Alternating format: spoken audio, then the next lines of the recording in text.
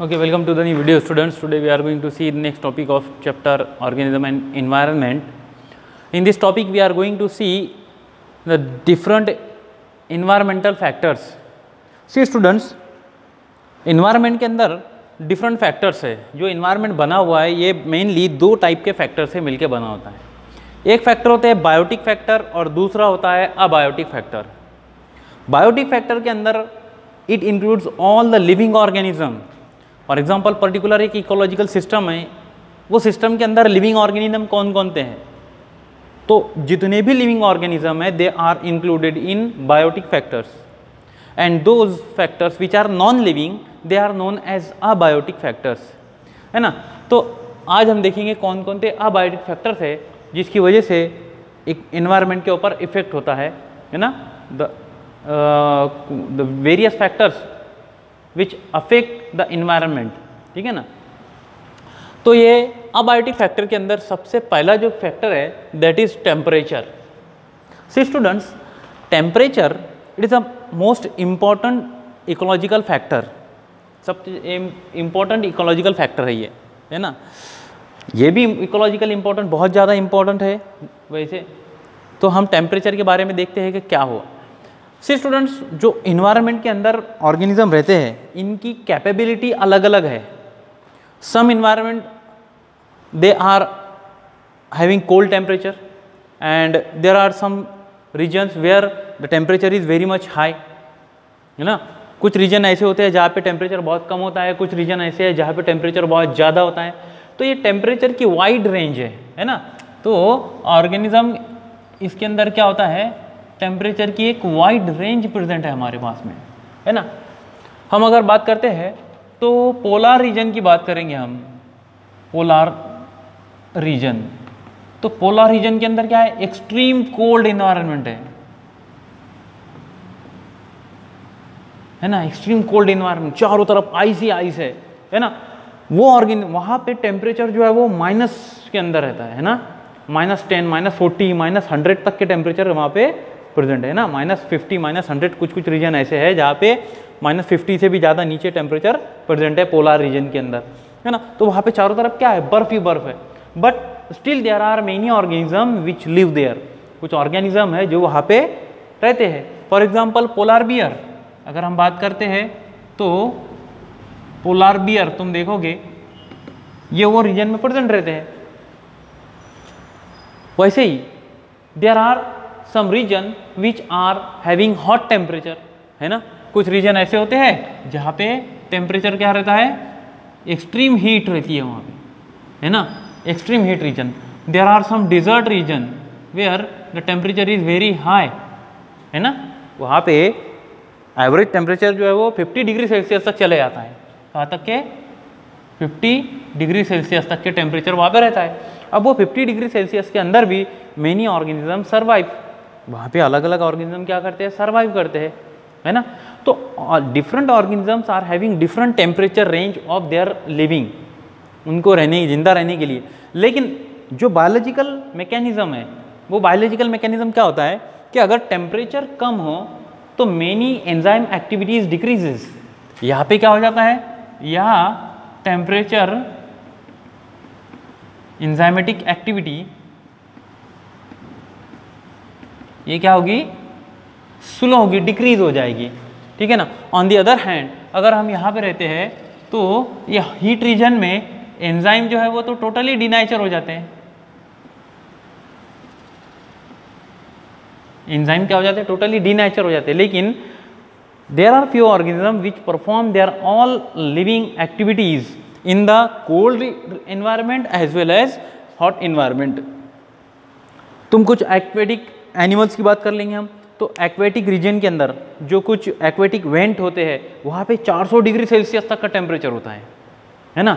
वहाँ पे अगर हम बात करें, कहाँ किसकी बात कर रहा हूँ मैं, एक्वेटिक वेंट. यहाँ पे टेम्परेचर जो है वो 400 डिग्री सेल्सियस तक के रहता है, ठीक है. समुद्र के अंदर डीप, क्योंकि वहाँ पे क्या है, वॉल्केनिक इरप्शंस वगैरह होते रहते हैं जिससे टेम्परेचर बहुत ज़्यादा इंक्रीज होता है. लेकिन वहाँ पे भी इतने ज़्यादा टेम्परेचर के अंदर लाइफ पॉसिबल नहीं है ना. लेकिन उससे आसपास में ही कुछ ऐसे क्या कहेंगे हम इसको, एनिमल्स है जो हार्श कंडीशन में, एक्सट्रीम कंडीशन में भी क्या रह सकते हैं, जीवित रह सकते हैं। ठीक है, उसके बाद में तुम लोगों को ये बताना है, only few organism can tolerate wide range of temperature. ये जो वाइड रेंज ऑफ टेम्परेचर को टॉलरेट करने की कैपेसिटी है, तो those organisms are known as eurythermal organism. क्या बोलते रहा हूं मैं, eurythermal. Eurythermal organisms are those organisms which are having wide range of tolerance. ठीक है,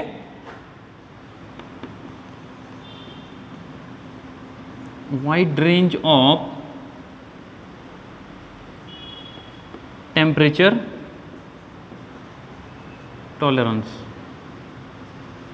टेम्परेचर टॉलरेंस उनका बहुत ज़्यादा वाइड रेंज होता है, कम टेम्परेचर पे भी वो जीवित रह सकते हैं, ज़्यादा टेम्परेचर पे भी वो जीवित रह सकते हैं।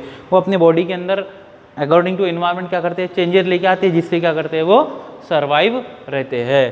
ठीक है ना, तो हमने देखा ये टेम्परेचर के अंदर इंपॉर्टेंट फैक्टर है।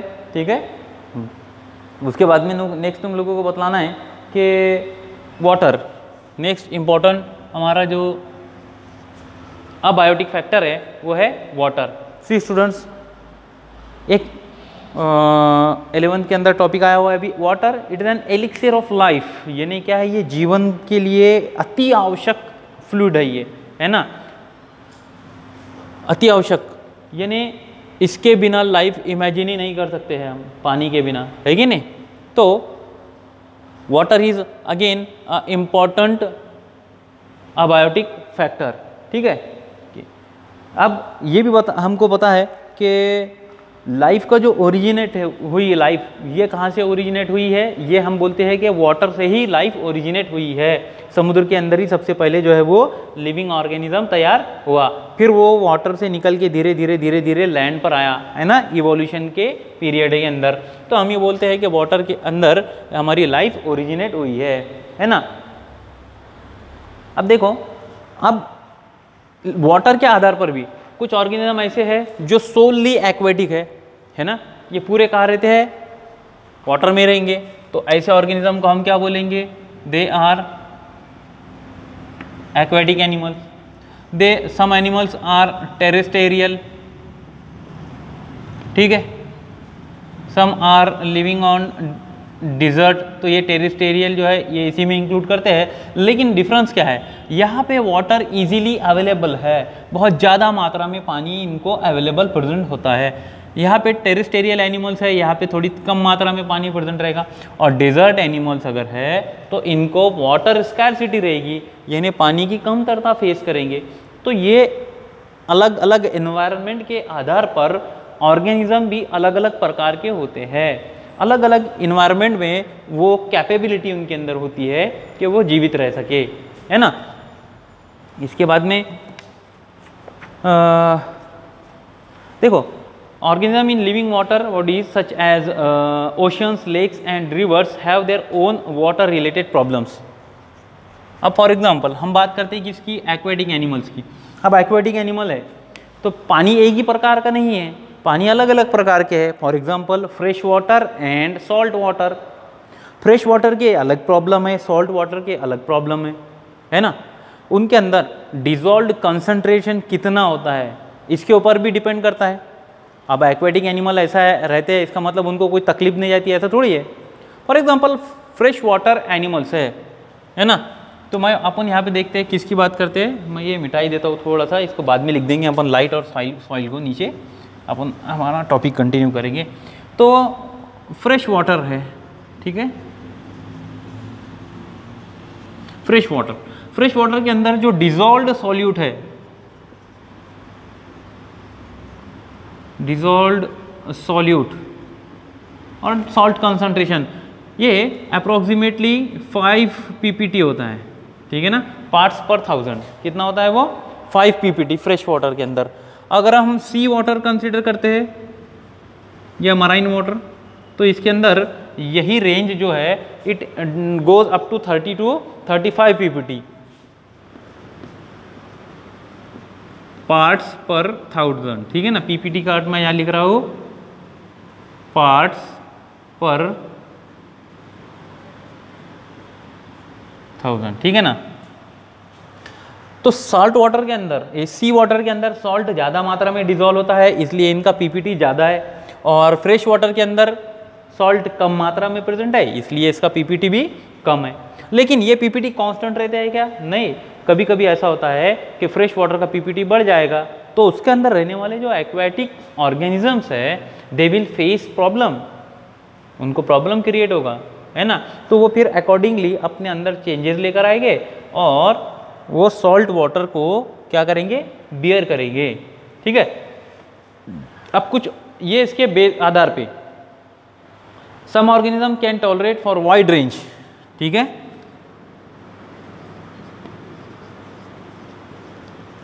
Wide range tolerance of salinity. Salinity means वो सॉल्ट कंसंट्रेशन उसके अंदर कितना है। अगर वाइड रेंज टॉलरेंस है एनिमल के अंदर, तो that animal is known as euryhaline. क्या बोलते हैं उसको? Euryhaline animals, these are having ability to tolerate wide range of salinity. यानी अगर सॉल्ट कंसंट्रेशन ज़्यादा भी हो जाता है, सॉल्ट कंसंट्रेशन कम भी हो जाता है, तो और ऐसे ऑर्गेनिज्म को कोई फर्क नहीं पड़ता। Such organisms are known as euryhaline, ठीक है। And second type of organism, they are stenohaline. Stenohaline. Stenohaline, they can tolerate very narrow range. यानी अगर सॉल्ट कंसंट्रेशन बढ़ता है या कम होता है तो ऐसे ऑर्गेनिज्म जीवित नहीं रहते हैं, मर जाते हैं, ठीक है। बात ख्याल में आ रही है ना। वो कम, उनका टॉलरेंस पावर क्या है? कम होता है, इसलिए उनको स्टीनोहेलाइन बोलते हैं, याद रहेगा। तो ये एक्वेटिक एनिमल्स के रिलेटेड कुछ प्रॉब्लम है, ठीक है। उसके बाद में नेक्स्ट जो थर्ड फैक्टर है that we have to see is light, ठीक है। See students, the ultimate source of light is sunlight, है ना। हमारे पास में जो एकमात्र सोर्स है वो अभी फिलहाल ये ने वो क्या है? सनलाइट ही है ना। वो सनलाइट से हमको तो क्या मिलता है? ये सनलाइट से प्लांट जो क्या करते हैं, ये डायरेक्टली एब्जॉर्ब करते हैं सनलाइट को और उसको सोलर एनर्जी को फूड एनर्जी में कन्वर्ट करते हैं। ये एक बात है फोटोसिंथेसिस की। नेक्स्ट, ये जो लाइट को इंटेंसिटी होती है, आप कोई भी लाइट को फोटोसिंथेसिस करने के लिए यूज़ कर लेंगे क्या? वो नहीं, कोई भी लाइट है, चलो आते जाओ लाइट आएगी और प्लांट का काम है बस एब्जॉर्ब करते जाना और फोटोसिंथेसिस परफॉर्म करते जाओ, ऐसा नहीं होता है। They are having typical range of light intensity. जो लाइट की तीव्रता है, वो लाइट की तीव्रता भी वो एक लिमिट में होनी चाहिए, है ना। For example, intensity of light is more than the rate of photosynthesis will decrease. क्या हो जाएगा? लाइट इंटेंसिटी ज़्यादा है तो टेम्परेचर ज़्यादा होगा, ऑब्वियसली टेम्परेचर ज़्यादा होगा तो क्लोरोफिल मॉलिक्यूल डिस्ट्रॉय हो जाएगा, क्लोरोफिल मॉलिक्यूल डिस्ट्रॉय होगा तो रेट ऑफ फोटोसिंथेसिस कम हो जाएगा ना। हाँ, तो एक पर्टिकुलर लिमिट होती है लाइट इंटेंसिटी की भी, है ना। तो क्या है? एक वी कैन राइट कि particular range of light intensity,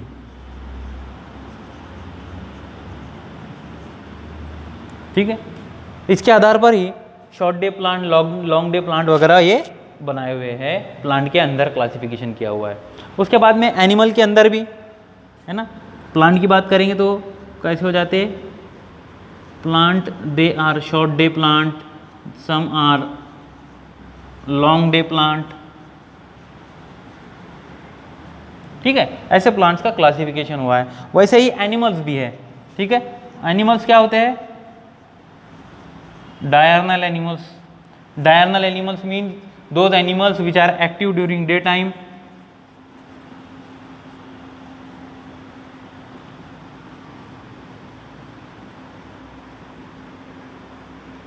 and some are nocturnal animals,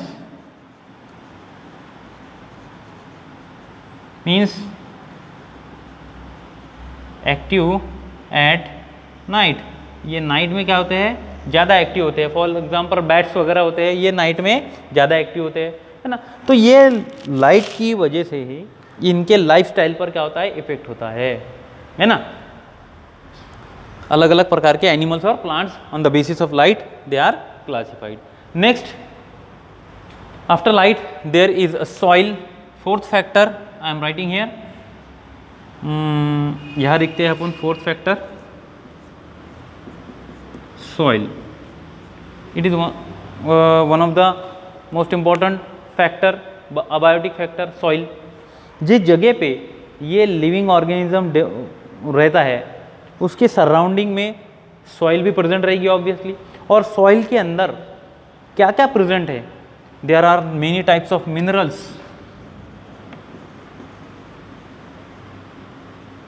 salts, है ना,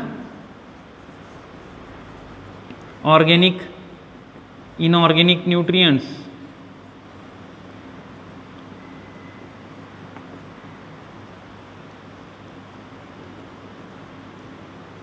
है ना, ये सारे प्रेजेंट होते हैं। तो उसके भी कांटेक्ट में आएगा, है ना। फॉर एग्जांपल अगर कोई बर्ड रहता है तो बर्ड तो रहता ट्री पर है, लेकिन कभी ना कभी तो वो कांटेक्ट में सॉइल के आएगा। वो सॉइल के हो सकता है, वो सॉइल को कैसे चेंज करेगा, उसको इनरिच करेगा बाय फिकल मैटर के थ्रू उसके अंदर नाइट्रोजन फेस सॉइल के अंदर डालता है। वहाँ पे अगर कोई लिविंग ऑर्गेनिज्म, कोई इंसेक्ट है, कोई कीड़ा है जो बरोइंग एनिमल्स है, अर्थवर्म है, वो को उसको एज अ फूड यूज़ करेगा। यानी सॉइल का यूज़ कर रहा है, वो अपने इन्वायरमेंट में प्रेजेंट सॉइल का यूज़ करता है ना। Each and every organism make use of soil in its surrounding, ठीक है। उसके बाद में characteristic of the soil such as soil composition, grain size, ठीक है। सॉइल इसकी भी कैरेक्टरिस्टिक फीचर होती है ना। इसके अंदर कौन कौन से कैपेसिटी प्रेजेंट है, जैसे परकोलेटिंग एबिलिटी,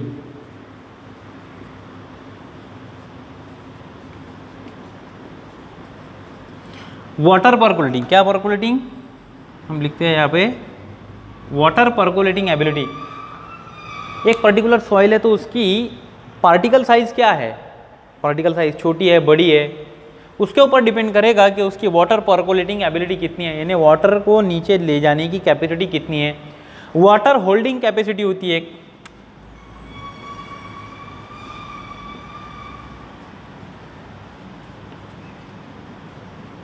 यानी अपने पास अपने पार्टिकल के अंदर कितने वाटर को होल्ड करके रखना है और कितने पानी को नीचे भेजना है, ये कैपेसिटी भी डिफाइन करती है कि सराउंडिंग का एनवायरनमेंट कैसा होगा, है ना। वाटर होल्डिंग कैपेसिटी अगर ज़्यादा है तो वहाँ पे ज़्यादा प्लांट ग्रो होंगे, है ना। ज़्यादा प्लांट ग्रो होंगे तो वहाँ का वेजिटेशन अच्छा रहेगा, प्लांट ज़्यादा मात्रा में प्रेजेंट रहेंगे वहाँ पे, ठीक है ना। तो ये सारे फैक्टर्स है अबायोटिक फैक्टर। मैंने 4 अबायोटिक फैक्टर बताया, ये चारों को तुमको ध्यान में रखना है। First is temperature, second is water, third is light and fourth one is soil, ठीक है। नेक्स्ट वीडियो में नेक्स्ट टॉपिक देखते हैं। Till then thank you.